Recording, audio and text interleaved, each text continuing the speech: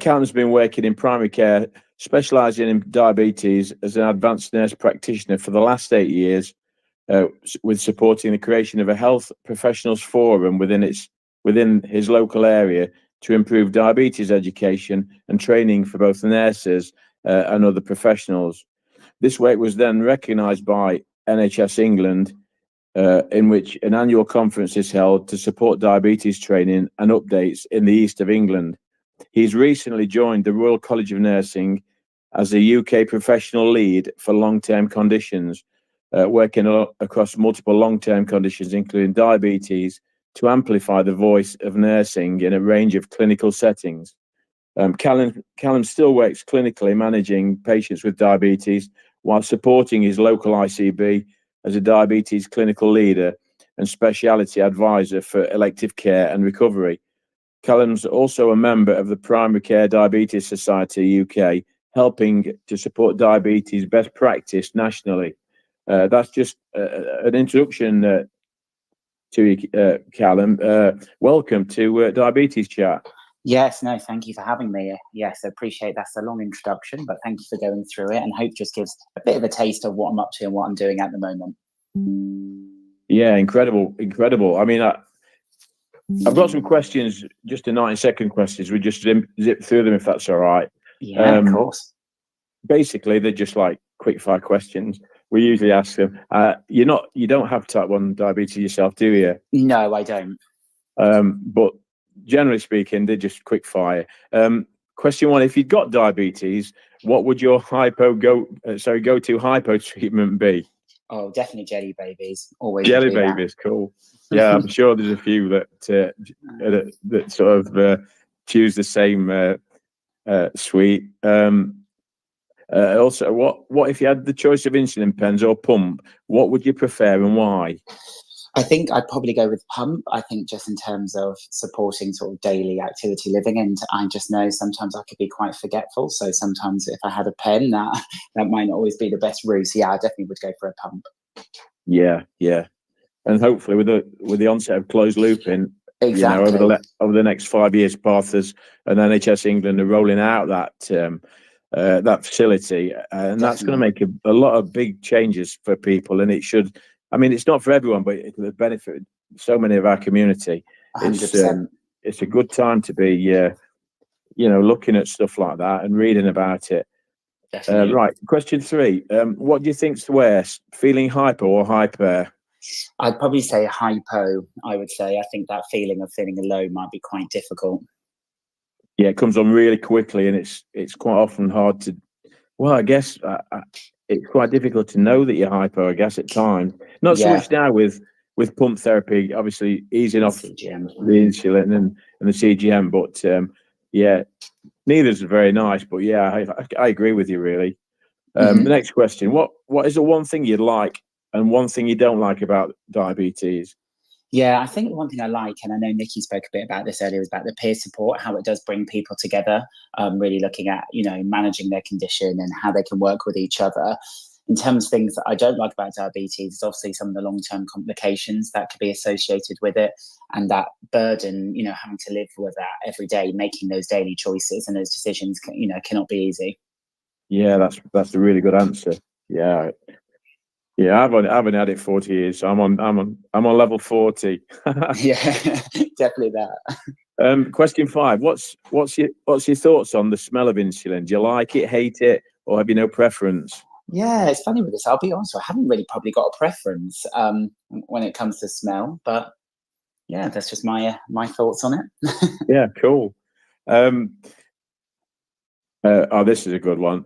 Just to get to know a little about you a bit. If you're on a desert island, what 3 things would you take with you? Yeah, I mean, always good to think about this one. I think I have to be very practical. I think the first thing would be sun cream. Would always be the first thing I take because I know I would burn. Then I'd look at like a pocket knife. I think that's always going to come in useful and hopefully help if needed. And then I'd probably need some books to keep me entertained. Yeah, that's a good. Yeah, I like that. That's good. Yeah, right. Okay, then part 2, diabetes connection and career background. it'd be a nice starting point is to get a little bit to get to know a little more about you, and maybe telling diabetes chat community about your connection to diabetes and your background. I know I went through it in the introduction of when we introduced you, but can you tell us your route into the world of diabetes nursing, and what does your day-to-day life look like at work? Yeah, of course. I really appreciate you, as I say, giving the chance for me to talk about this. And for me, when it looks at this, it's just I kind of fell into the world of diabetes nursing, if I'm really honest. It was nothing something I thought would be my passion moving forward. It was when I entered general practice, I was asked would I support when it comes to supporting patients with diabetes, and undertook my qualification. And yeah, from there, I've never looked back really. And that's what's led me to where I am now. So my current sort of day-to-day life in terms of work is quite varied, because as you probably see, I've got a couple of different roles. So it's quite nice. I have a sort of portfolio aspect to my career at the minute. So I can have some days working in a clinic, seeing patients, obviously supporting them with diabetes and many other long-term conditions. I can be working within my ICB, looking at training and sort of commissioning of healthcare services that are happening locally.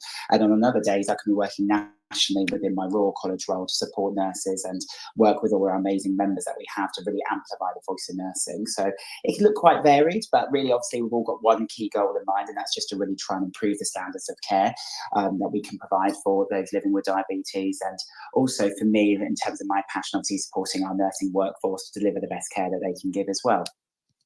Wow, that's incredible. Yeah, I'm in admiration. I know I've had diabetes for a long time, and when I was in clinic many years ago, you'd just sit in the clinic, you wouldn't sort of converse with anyone. You'd speak to your professional consultant, but you'd have diaries and stuff, and you'd speak about your how much insulin you're on and stuff like that. But now it's so much more refined. There's so many more factors and sort of parts of it, that like CGM now that's available, and different like proteins. If you eat protein, that can affect you hours later, when you've been eating and stuff. It's just we know so much more now about it, don't we? And having you on board, it's just incredible. Oh, well, no, I appreciate that. And I think you're right. I just think there's so we've got so far, but there's still so much further we need to go. And I think it's just being able to have the opportunity to really connect with individuals and different healthcare professionals to really, as I say, promote the voice of not just nursing, but patients living with diabetes as well, and understanding how it can, diabetes is present in any speciality you work in, any clinical place, whether that be a hospital or a care home, a prison. We really need to understand that and make sure that our healthcare professionals have the right education and understanding to support patients as well. Yeah, that's incredible work. That's really good. Yeah, I'm going. Tom and I are going later on this week actually to a chef place, Sheffield, to listen about care when you're elderly. When you're getting older. Yeah. If you were to face care home admission, would you be able to manage your day-to-day diabetes as yourself? On your own kind of thing, or would you need support? And is that support there? There's lots to be asked, and there's still lots to do. We're going forward, but it's brilliant that you're working in all kinds of roles. Right, let's have a look at this one. We know from your role and experience that you recognise how those living with diabetes can often experience other long-term conditions like complications stuff. Why is that, and what does it mean? Yeah, I think when we look at this, it's understanding, firstly, the definition of a long-term condition. We need to recognise it's a health problem that requires ongoing management over a period of years, decades, and one's not currently be cured. And, this is the definition we see from the NHS, and how we can be. And I think there's quite a strong bit here. It says controlled with the use of medication. And that's not really a word I'd like to use. I think it's understanding how it can be supported with use of medication and other therapies. But I think if we look at it in the terms of a long-term condition, it's just recognizing the complexity it has and the impact on many different organs as well. It can increase the risk of developing eye disease, foot disease, kidney disease, all these things I know that you're aware of. And I think it comes a little bit understanding the different types of diabetes. Obviously a lot of people are aware of type 2 and sometimes a link with that in terms of sort of lifestyle, but it's actually understanding, particularly from a type 1 and also in terms of an autoimmune aspect and the many other different types of diabetes as well. We've got new emerging types with MODY and type 3C, etc. And we need to just recognize how they occur, because that can impact, as we say, on other long-term conditions forming as well. So I think it's just understanding now that patients, we're living longer, which is great. And as part of that, naturally more long-term conditions will develop. So just recognizing the patient as a whole, I think we need to move away from diabetes only being your sugars and recognizing we need to look at your kidneys, your blood pressure, your cholesterol levels, all those different things that can really impact on long-term health particularly. And I think that's where, importance of attending through annual reviews and having a good relationship with your diabetes team, whether that be in hospital or out of hospital. And I think that's just where we need to move forward now and make sure that we're understanding this as a whole, the patient as a whole, and recognizing the different aspects that comes with diabetes, as say, not just the blood sugar levels. Yeah, that's really important, actually. I think I've been on statins since about 2005. So, that's a cholesterol lowering drug. But I think most people, probably a lot of people that have type 1 may be on them, depending on age, I guess. But, looking forward, that's going to protect your vascular system and it's going to help you live a better life for longer. So I could see the importance of that, definitely. Yeah, and I think it is right, because we do have to be aware of diabetes. It's, as you say, it's a long-term condition. As part of that, there may be times when you're going to need other treatments, not just for your sugar levels, but to ensure that we're helping you live well and live for longer. And prevention is key when it comes to this, is really supporting the prevention of long-term complications. And sometimes that may be through pharmacology, so using medicines, and other times it may not. So, I just think it's about how we have those discussions with our patients and making sure that they're aware about the other risks that can come with it as well. I'm just going to jump in there because, Callum, you sent us some polls, which we've put to the community. The first one, you wanted to know how many people who live with diabetes are also living with another long-term condition. The results we had were 65.2% saying yes, 34.8% saying no. Right, yeah. That's not surprising to hear, I think, from the conversations obviously we were sort of just having. And the latest statistics from Diabetes UK actually say that 1 in 4 people living with diabetes will have another long-term condition as well. Over to you, Rich, for the next question. Wow, that's quite high, really. I mean, I've got another condition, but it's not linked to diabetes. I've got Charcot-Marie tooth disease, which is a genetic disorder. Yeah. But that can manifest. That's my biggest worry at the moment. I've had type 1 for 40 years, but the Charcot-Marie is like, it's horrible. It's just horrible. Taking medical, I have to take pregabalin tablets, and if I take more than one of them, it basically makes you go to sleep. And I work it's not nice, put it that way. Sorry, I'm going off the subject. No, not at all. Have you ever been impacted by stigma associated with diabetes?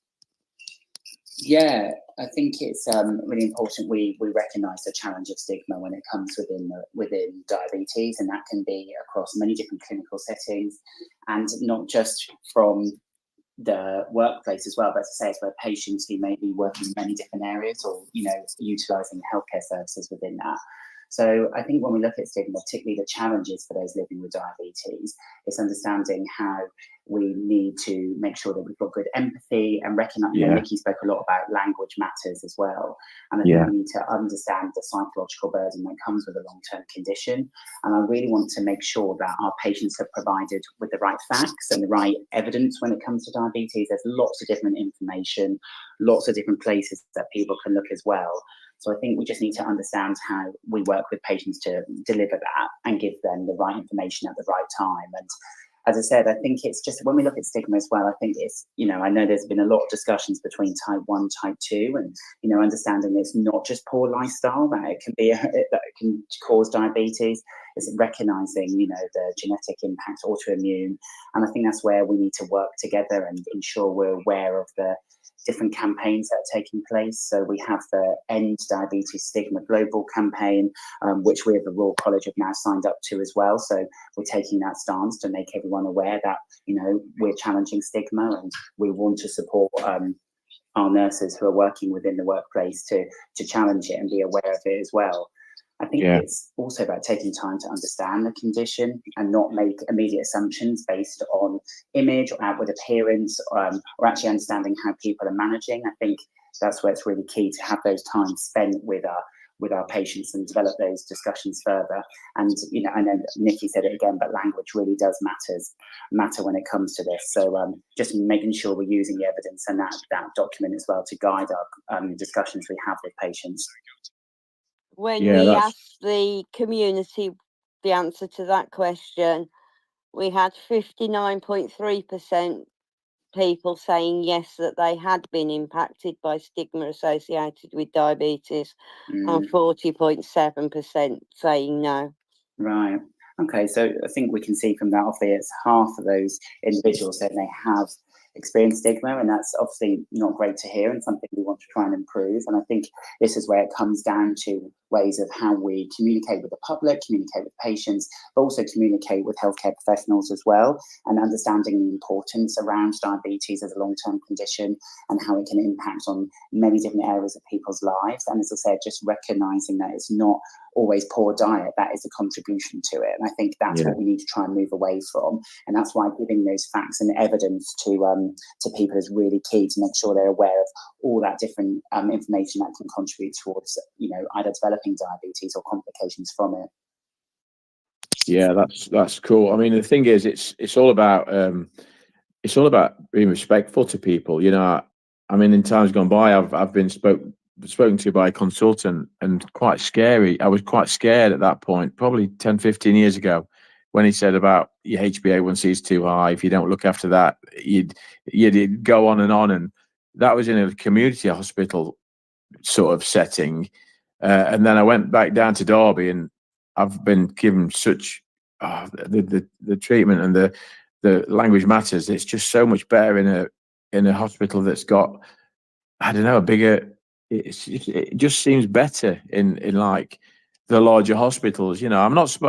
I mean, you've got. I mean, I do podiatry, and obviously I go about my shortcut and stuff like that. But I think in a big hospital, I think the language matters even more. Do you know what I mean? But when you go back to small hospitals, I spoke to a local diabetic actually recently, who's still at the local hospital. There's not really getting a lot of, shall we say, help kind of thing. And I said, well, if you want to, just contact Derby Community Hospital, speak to the people down there, and see if they can help you. And they've welcomed him open arms. So he's only had type 1 for 4 years. Oh, wow. But he's in a much better place mentally now, because he's got, within 12 months, he's going to be sort of in a better place kind of thing, and that matters. But it's just there's quite a big a varied sort of level of care, I guess, isn't there, within different hospital communities. That's funny you say that, because that's something I'm really trying to look at within these roles, understanding about the postcode lottery of care when it comes in. We need to try and make sure that the level of care is standardized, and that people are receiving that same level of care no matter where they go. And that's why it's really important we just empower our professionals to have the education and have the understanding to do that. Yeah, absolutely agree with you. Totally agree with you. Question 9, it says, it seems all healthcare organisations are facing challenges at present. What do you feel are the main challenges? What are the main challenges nursing colleagues are enduring across both primary and secondary care? I mean, you guys must be under a lot of pressure, with after COVID, post-COVID and stuff. Yeah. Because a lot of it was fragmented because of the COVID pandemic. What sort of pressures are you finding, and sort of challenge? What's your main challenges in like in the nursing in both primary and secondary care? Yeah, I think you've hit the nail on the head there first around COVID. I think obviously that did cause a lot of, fragmentation of services, and particularly from secondary care in the hospitals, where I know where I was locally, our locally diabetes service was decommissioned because they needed to provide hospital ward-based care. So we're in some way still playing catch up, and I think that's obviously impacted a lot on accessing care. And I think that's always a big problem actually in both primary and secondary care, as nursing colleagues. And so I bring it back to nursing with my background, but I think it's just about actually the referrals are still coming in, we've still got new patients, but we're still working with patients for many years who have obviously had to deal through a lot when it comes to the trauma of COVID, and obviously lots of different things that have happened to that, and not being able to access a professional at the time. So I think, yeah, you're definitely right. The pressure of COVID is still unfortunately present, and I think it's going to take some time to work with that. Also, the biggest thing when we look at it, and it's a big thing we're looking at the college, is obviously adequate working conditions, particularly in primary care. And what I mean by this is having the right terms, conditions for employment, but also fair pay for our nursing colleagues is really key at the moment. That's obviously, those challenges can cause issues in the care that's being delivered, and some of the services being, or the services that are available. We have lots of short staffing levels still, unfortunately, as well, where our nurses are still working incredibly hard to provide the best care they can, but in staffing levels that are not adequate. They're feeling sometimes their voice is not being heard as well. And I think that's where, we're really keen in all the roles that I'm working in to make sure that nursing professionals and other healthcare professionals have the ability to raise their voice and seek support should they need it. And I just think it is about the high patient caseloads with the burnout of and on staff morale as well. And unfortunately, all these things are still in place. But really what I feel now is the time to support our nursing colleagues and really make sure that we're recognised as a safety critical profession. That's really key. And I think that comes with both educating our healthcare professionals, but also the public as well.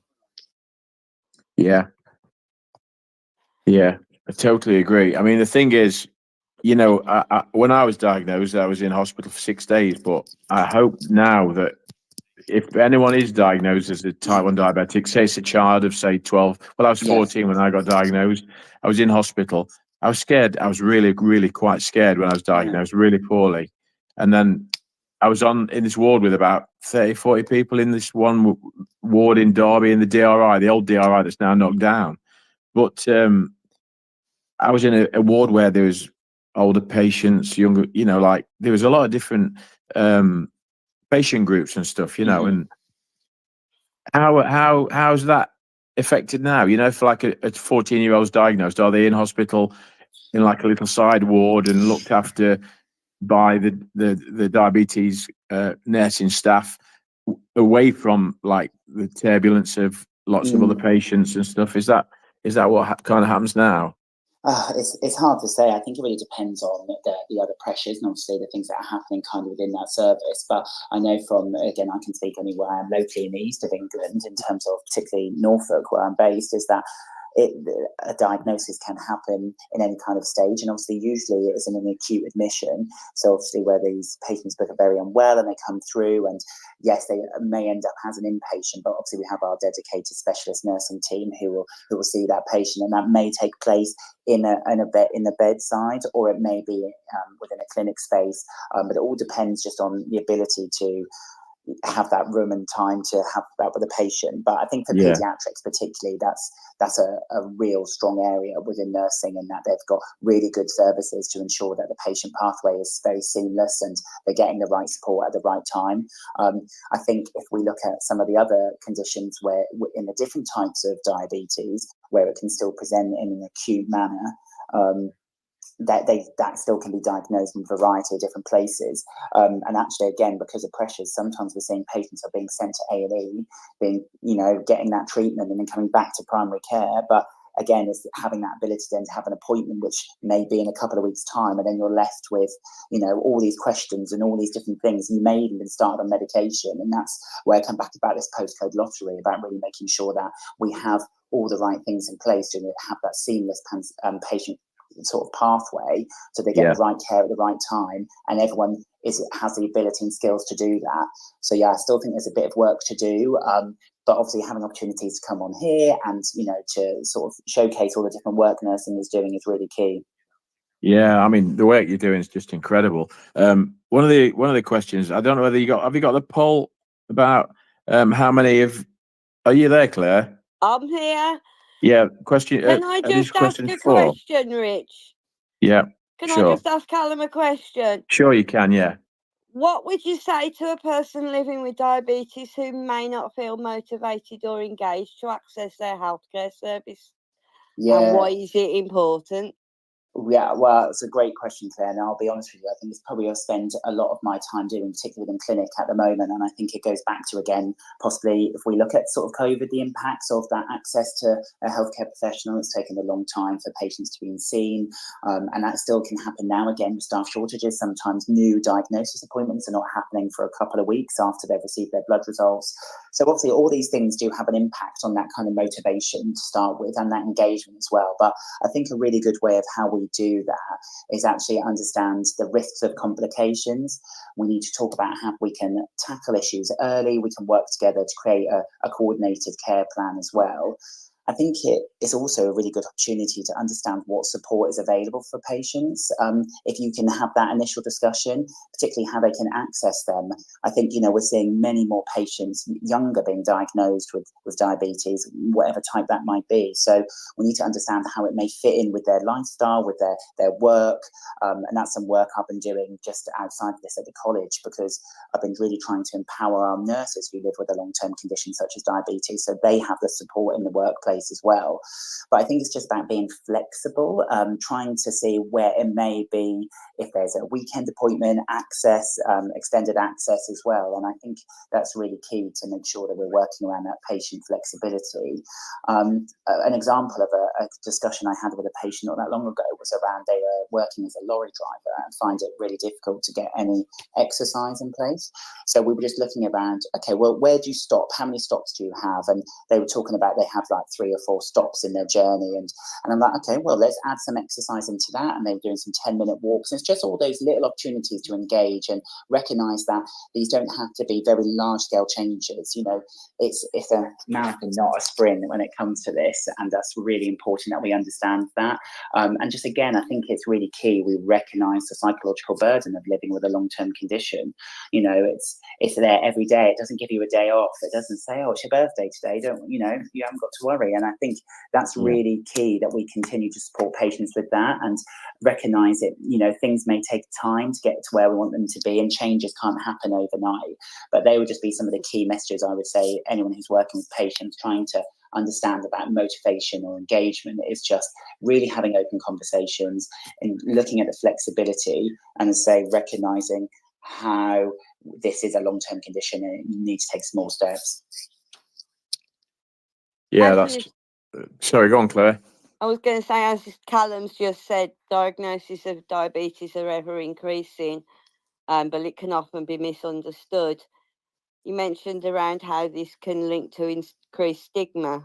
What work needs to be done to increase awareness and education to both the general public and the healthcare professionals? Yeah, I think there's still a lot of work that we can do to support this. I think it's firstly around having effective campaigns or education materials in public places that explain the conditions. I think that's really key. You know, we've seen many times where patients, when we've spoken to general public in a hypo, they may think about giving insulin. And I think we need to recognise how we need to understand that basic education around diabetes and the different types. I think we need to look at more advertisement or inclusion of patients living with diabetes and other long-term conditions in our daily lives. So that can be across TV, media and social media, particularly if we're looking at CGM and pumps. I think a lot of discussions I've had recently with patients is obviously with the Zoe, I don't know if people are aware of the Zoe project, which was an opportunity to wear a CGM without diabetes. Obviously, a lot of people can sometimes confuse CGM with that. And I think it's, again, recognising that, you know, this is a long-term condition, it's very different. And I think it's just around having more education around schools about long-term conditions, and utilising lived experience. This is what we're looking at tonight. Working with you guys who have that lived experience is really key. And I think it is also about helping healthcare professionals understand the essentials of diabetes, no matter what clinical setting you work in. And I just think it's about gaining more insight and allowing our healthcare professionals from that perspective spend time with the diabetes team and recognise how it can impact care, as I said, no matter the clinical area. So I think there's some things that need to take place, but appreciate it's about having the time and resources to do it. But small steps, again, can just really help make that first start to changes. One of the poll questions that we asked was, do you feel that diabetes itself is misunderstood in the community?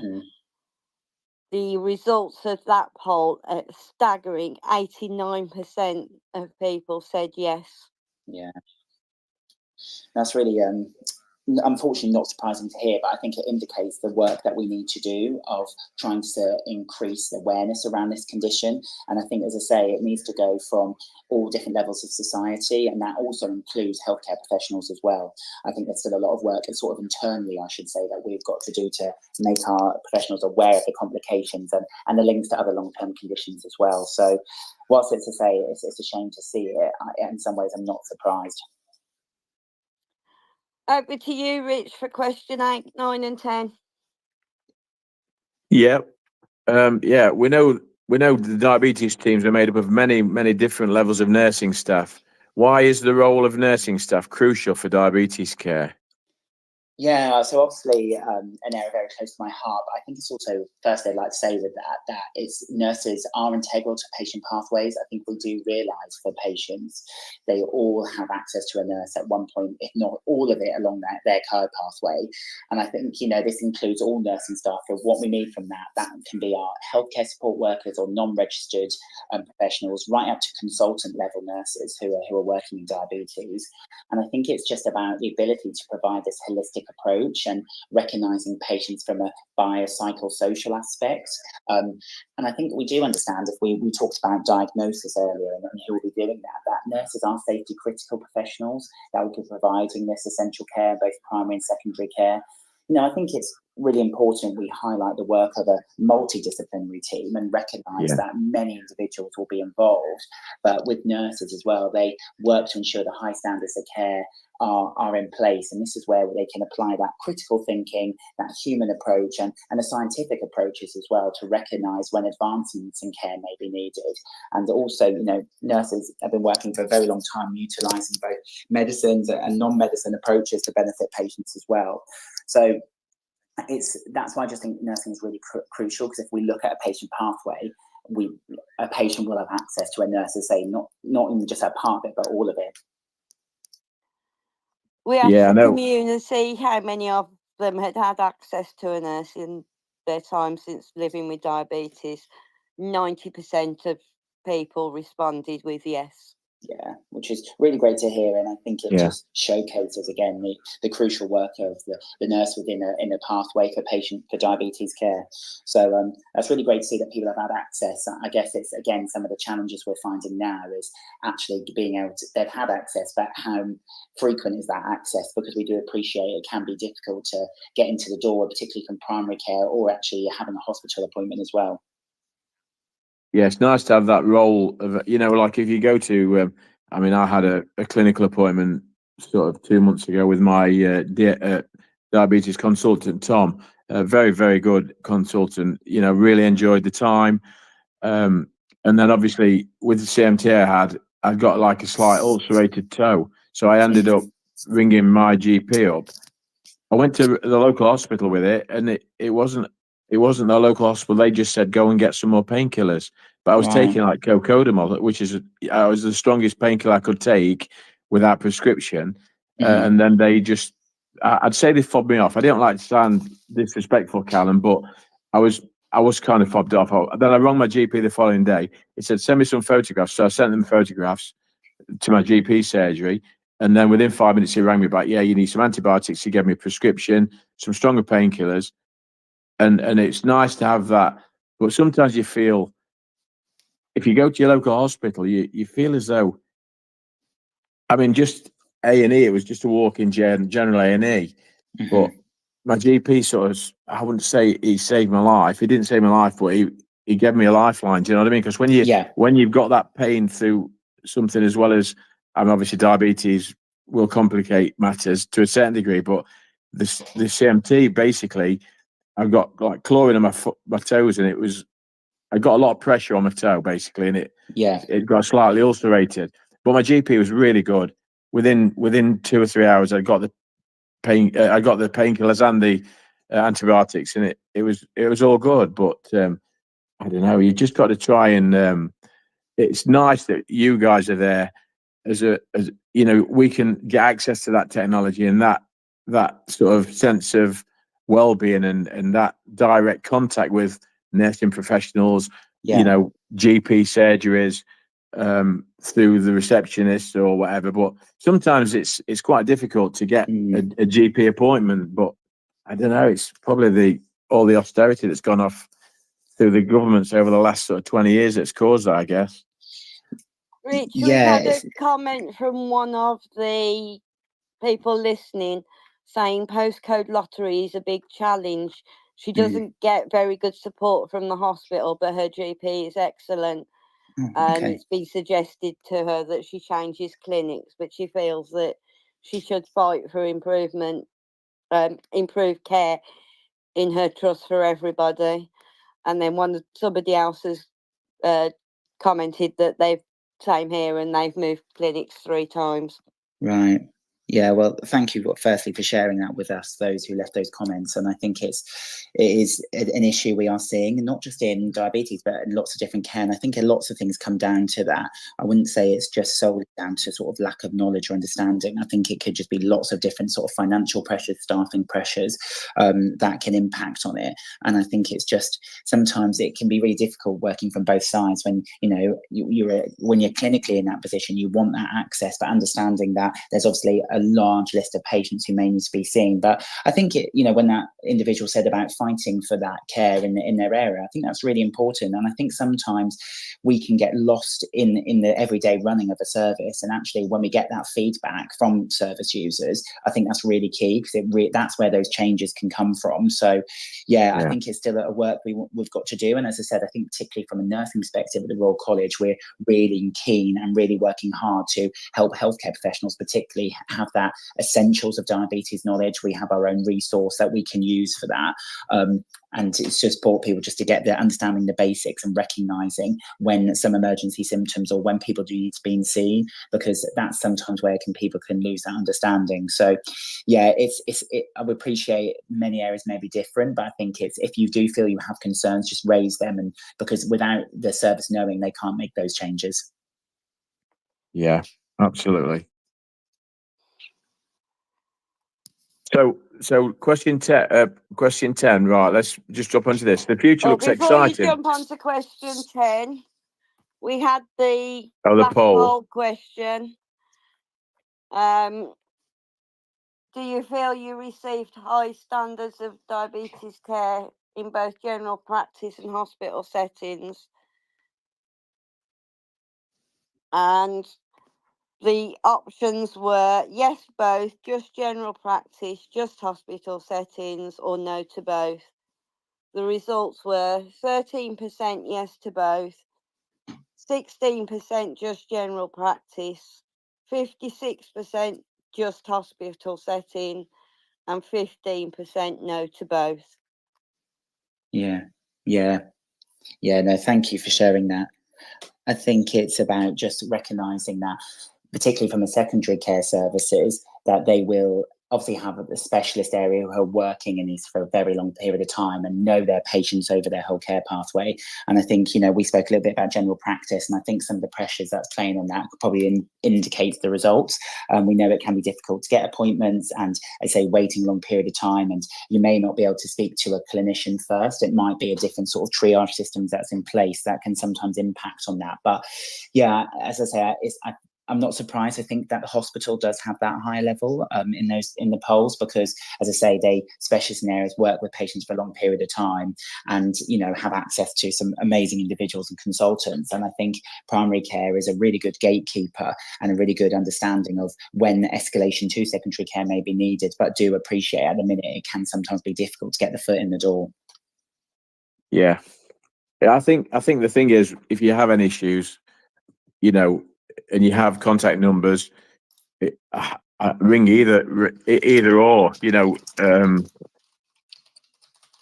especially if it's related to your diabetes. You've got a serious if you've got to worry about anything, just try and get in touch with your GP or your DSN, if you have a DSN. Yeah. I mean, I've got a wonderful DSN in Derby. A couple of years ago, I changed insulin, and she was like instrumental in me having a trial on it. And within 15 days after using the insulin, I'd got sort of post-breakfast spikes, and I tried a different insulin, and it worked really well. And she sort of facilitated the rollout to my GP practice to get those vials of insulin changed. And that happened within like less than a fortnight. And I'm very, very fortunate to have such support, in that respect. I know there's lots of work to do, but, it's brilliant, Callum, that you're heavily involved in rolling out all these, improvements. It's just incredible. Thank you. On this one here, on question 10, it's just basically the future looks exciting for diabetes with the new emerging treatments and technologies. In fact, on Sunday, we went to a JDRF event, and the Steve Morgan Foundation, about like all the different methods of improving outcomes, and like, the insulin, different insulins that are going to be available, the smart insulins, screening for diabetes in children. It's obviously it's an autoimmune condition, mainly, type 1. If they can stop that from developing, it's really interesting. What are your views on how the future may look, and what can be done further to improve the standards of care, with all these treatments and technologies? Yeah, no, definitely. I think it's about the first thing we spoke a lot about this day, about needing to embrace digital healthcare. We've got so many new technologies, and we're very lucky in this clinical area to have access to that.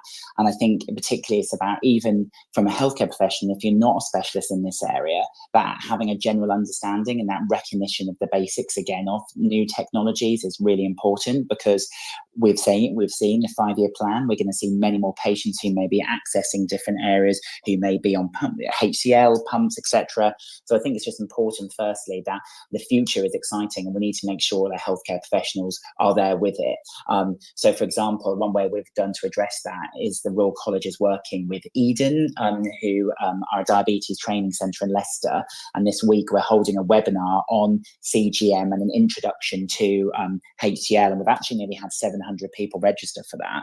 So I think that just really indicates the appetite out there to understand the different technologies and try and really support our patients with that as well. So that's where I think the future needs to be looking, and we need everyone to be on that same journey. I also think it's about how we support patient management, again across these multiple long-term conditions, but just really ensure that there's good support structures in place. And I think this comes back to the strong reinforcement of education for healthcare professionals, so that, as we said, the standards of care can be similar no matter where a patient may move to. I think that's really important. And I guess the future for me as well, alongside all the exciting treatments with our new oral and injectable therapies and technologies, is particularly around our workforce, and needing to support our workforce, obviously from a nursing and other healthcare professional perspective, so that they feel confident and they're competent in managing the different types of diabetes. But also, actually, we support them in the workplace as well to receive the right pay, the right working conditions, to continue to provide that level of care. And, as I say, continue to increase the standards if we can as well.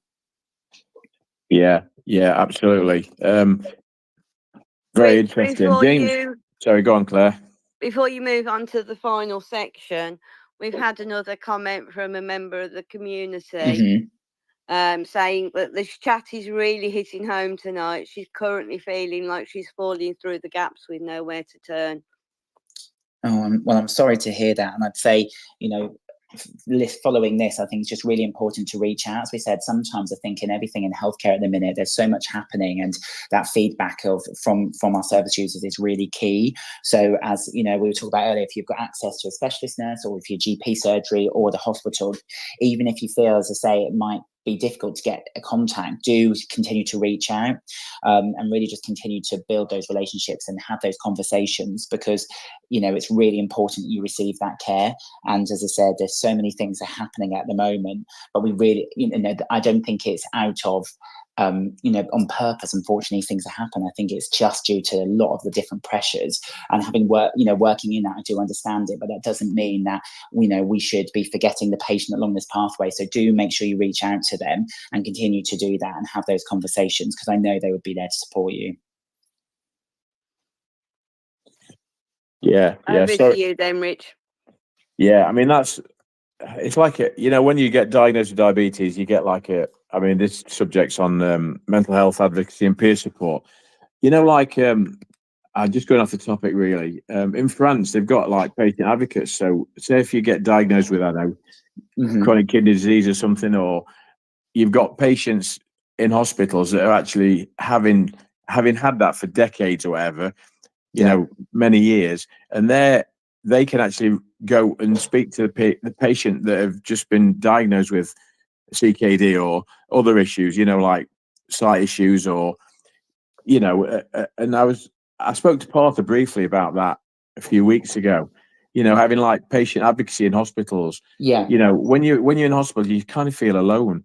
I know you've got really good clinicians around you, but what for me, if I was faced with any issues, to have someone, a patient advocate that's actually gone through the things I'm going through, that would be quite supportive. Does that make sense, Callum? It probably help people, maybe. Yeah, I completely agree with you. And I think, when we talked about this earlier, this peer support, and that's one thing, as I say, if I had to say I like about diabetes, is that ability to have that lived experience. And I think, it's something we're getting a lot better with from a clinical perspective, ensuring that we have that lived experience in when we're developing healthcare services, if we're reviewing healthcare services, if we're evaluating them as well. I think that's really key. So yeah, I completely agree with you there in terms of the patient advocacy, and making sure that we have that lived experience, that lived voice to help us make sure we're doing the things we need to be doing.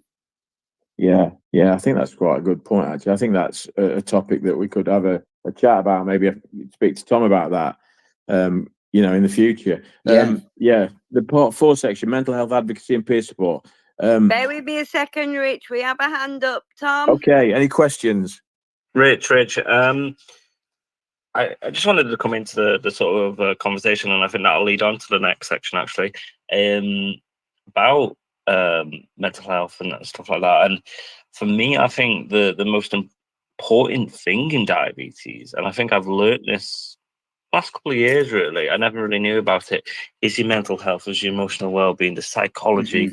And I think that support is so important. And I think that's the biggest thing with diabetes, personally. I think you talk about the physical side and all the daily things that you're doing, but what it can do to people, I'm not doing this in a bad way, but it's always constantly there. You're always thinking about, you're always making decisions. You think, you know what I mean? There's no off button. And I think we are getting better. The service is getting better in psychology support, especially in peds. I think adults need definitely improving. I don't know what your thoughts. Well, I think it should be part of the package, you know what I mean? The toolkit that when you leave and you're diagnosed with type 1 or other types of diabetes, you've got the whole toolkit. You've got the medication, you've got the treatments, you've got the education, you've got the pathway, you've got the psychology support, because I think it's so important. And I just wanted, before Rich goes on to that a bit more, what's your views on that and from your role or your thoughts, really? Yeah, no, I think firstly, you're completely right there. I think something I'm trying to do within my ICB role is actually looking at how we standardise a new diabetes consultation for this exact reason, so that we can make sure we're hitting all the key parts of that. And part of it will be including addressing any mental health concerns and actually what support is available as well. Again, I think sometimes it can come down to pressure on services and not having the services in place, into staffing, finances, etc. But I mean, as some great resources out there. Diabetes UK particularly have some really good resources that we can signpost people to.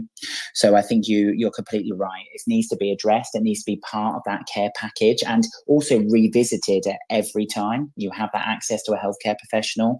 As I say, I think probably 80 to 90% of my consultations are mainly supporting people to understand their long-term condition as this, psychologically understanding it, recognizing what is it that's impacting you, what is most important to you, because we might have a very different idea. What I feel is very important, a patient may go, actually, that's great, but I actually think this is most important for me at this stage. So I think it's just about how we have those honest conversations, and making sure that we go back, and this is me, where it goes back to basics, actually saying to someone, how are you feeling? What is your biggest concern? What is impacting on you? What is most important for you at this stage?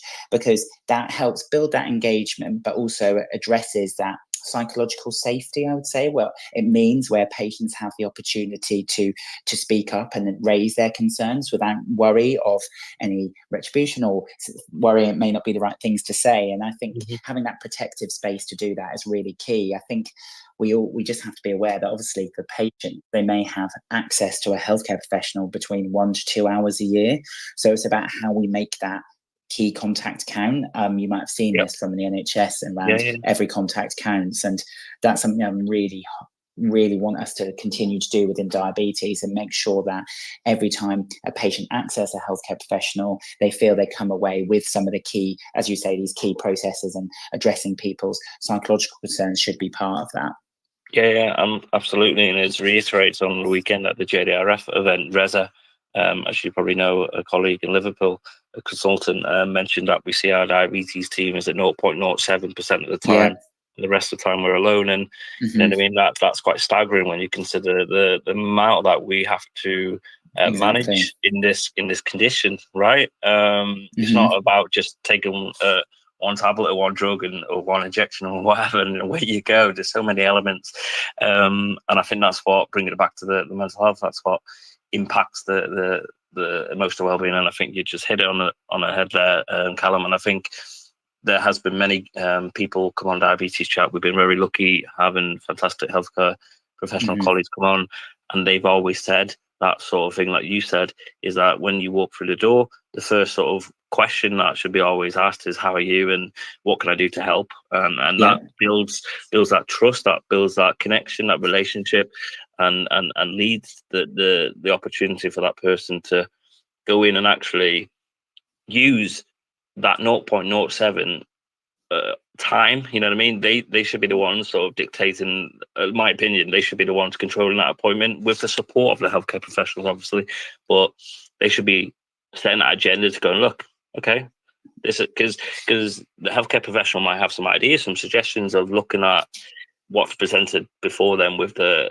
levels and different dates and stuff, but until you see that person in that room and you have that, I guess, that first conversation, that first opening, you know what I mean? Like, there's so many people, like everyone's so different, isn't it? The journeys are so different, and what might be okay now may be different 6 months down the line, a year down the line. You know what I mean? It's so different, isn't it?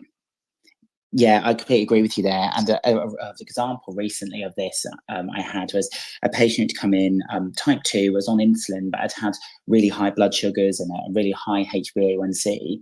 I could sort of tell from the conversation that there was something else happening, not related to diabetes. And when we had a discussion, it was actually they'd had some family concerns, and we discussed this, addressed it, and looked at how could we support that. And by the next appointment, actually her blood sugars had dropped. She felt a lot better in herself. And I think it was just because we took the time to address her main concern, which for her at that time was not diabetes. It was actually the family issue that we need to support. So yeah, I do agree with you. I think it needs to be patient-centered, our consultations, and working with our patients. I say that to patients, we've got to work together. This is going to take time. And I think it's just addressing that at a start of a relationship or at any point in a relationship, because sometimes I find patients may come to me moving to different areas, and they've got to build that relationship again. So I think it's a really good way of being able to do that. Again, creating that psychological safety for patients to say, actually, do you know what? I have got a problem and I need your help. Thank you so much, Callum. Really appreciate that. No, thanks. Over to you, Rich.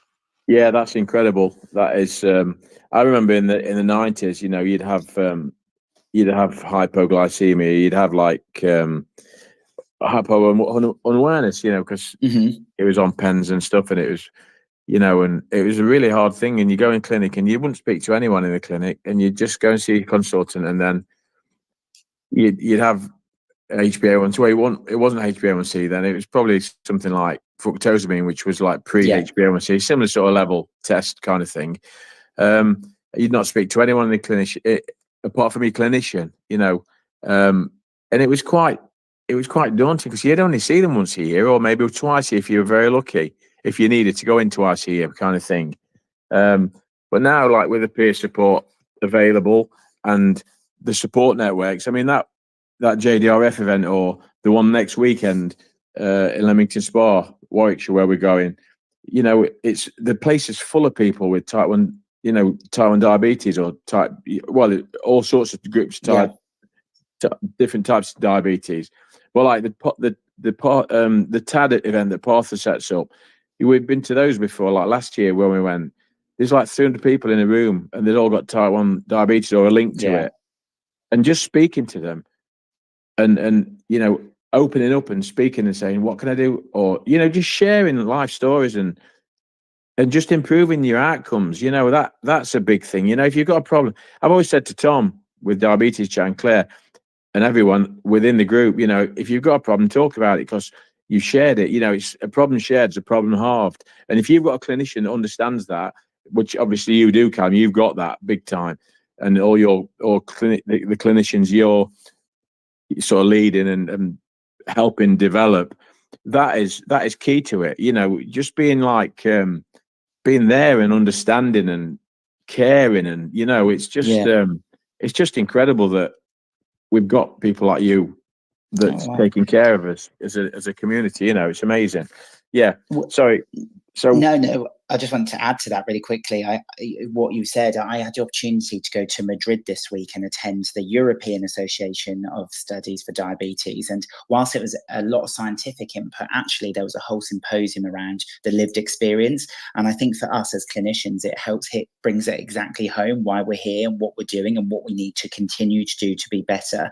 And that is where we, as I say, utilize the lived experience of our patients to really understand what we need to be doing. So yeah, I think you're right. Having everyone in a room and having an opportunity to have those discussions is really key. Yeah, I totally agree. Yeah, that's really good. That's really that's an interesting. We could speak about that all night, couldn't we? I guess we can. Yeah, mental health. I think like it can be like a black cloud, can't it? Any chronic illness, whether you've got anything, you know, it could be anything that life throws at you. It's like a black cloud. It's like it can affect your mental health significantly. You know, talking about it to your parents, if your parents are alive, talking about it to your sisters, your colleagues, your work colleagues, your DSNs, your clinicians, your friends within diabetes communities, it all helps, you know, and sharing that troubled mind, you know, therapists, you know, go see a therapist, they can help to a certain degree. You know, and learning to sort of celebrate the small wins, you know, like, oh, my blood sugar's been arranged 55% of the time today. You know, you do get ups and downs. Diabetes like that, it varies frequently, but there's a place for everyone to be able to get support, and I just find it's just amazing, really. I loved science when I was a kid at school. I used to love chemistry. In fact, I got diagnosed in biology. Well, I didn't get diagnosed. I did a Benedict's test in a petri dish with some cells out the side of my mouth. Mine went bright orange, indicating sugar, and everyone else's went dark blue. I threw mine in the bin. 2 weeks later, I was admitted to hospital with diabetes. You know, and it's just like I had mumps as a kid. That was what destroyed my beta cells, basically. But let's try and prevent, and you know, all the research and stuff that's going off. It's incredible. Sorry, I'm going off on a tangent. No, not at all. Thanks for all your efforts tonight. It's just amazing. Part 4: mental health advocacy and peer support. What does mental health mean to you? and what would you do to improve your mental health? And I think we touched on that briefly. Any exercise is good, isn't it? If you go for a little walk or just a little walk to the shop or to the park or anything like that, I find that helps me massively. Just going out on the bike, for example, if I can. I think that's important. Definitely, I agree with you there, and I think this is conversations I have with myself. And I always say to my patients, sometimes don't always practice what I preach. In that, I will be advocating, making sure they're having regular breaks in terms of a work setting, as you say, getting outside, spending time with friends, loved ones, and just being able to have the opportunity to maybe switch off a little bit and not be. And if you talk about the long-term conditions here, it's always there. It's always in the back of your mind. And I think in terms of mental health for me, I've spoke about it a lot tonight, but that's psychological safety. And I want patients who, no matter what long-term condition or people living with long-term conditions, particularly diabetes, to have an opportunity to have psychological safety in the workplace, in at home, in a healthcare setting. And that's where I mean, again, that opportunity to speak up and really voice any of their concerns that are really important for them. But then, yes, looking at what we can do. And I think for me, what I try and do is, as you say, get outside. I'm quite a big tennis fan. That's usually what I like to try and do to relax, depending on the weather. Been quite lucky recently. So that's the ways of doing it. Just sometimes taking yourself away from a situation and making sure that you can have times to discuss it should you need to, but also just put it to the side for a little bit so you can focus on something else. Yeah, that brings you enjoyment, I guess. That's what life's about, enjoyment, and definitely when you get a diagnosis of any chronic illness, it can knock you sideways. It can knock you off your feet, can't it? It's almost like having the carpet pulled from under your feet. 100%. 100%. And I think, I spoke about it a bit tonight. One big area I'm really passionate about at the minute is nursing with a long-term condition. So if we take it, we sometimes forget nurses are patients too. And particularly with diabetes, I was speaking to a member who was working in a prison setting, but unfortunately, just because of the way prisons work, they weren't able to take their mobile phone in for their CGM. And whilst they had the reader, they found it wasn't great. So we ended up having to work with that member and understands that. And I think it's, we have to realize if you've got a long-term condition, particularly from a nursing or healthcare professional, how can we support them to provide the best care? If we have to remember their patients too. So that's just a big area I'm really passionate about, and understanding how that impacts on the care that we deliver as well. Yeah, it's like schools and stuff. I know the government said something about children can't take phones into schools and stuff like that. Now, if they're running I know some people use PDMs or they use mobile phones to control the diabetes as a HMI interface, to obviously control it. But, that's like an education thing. So you guys must go in there and say, look, these guys need the phones because they've got a chronic illness. This is taking a lot of load off the shoulders. This phone, they're not using it to text their friends. They're using it as a medical device, Yeah, 100%. We have to have those really honest conversations with whether that's education, whether that's employers as well. I've had a lot where I've been working with individuals who are in sort of factory work and obviously long shifts and needing to be able to check their blood sugars and have regular breaks because of temperature changes. So again, it's how diabetes impacts on every part of your life. And I think for a healthcare professional, we sit in a really good opportunity to work with the patient and unpick some of these issues that they may not really be thinking about at the time, but actually will have a really big impact on the way they live their life, and the quality of life as well. So that's definitely a thing we definitely need to continue to do. Yeah, that's incredible. Thanks for sharing that. Hopes for the future. What are your hopes and aspirations for diabetes care and management for the future? From a nursing point of view, and from the role you play in educating the nurses that are going to then deliver the improvements to care and management.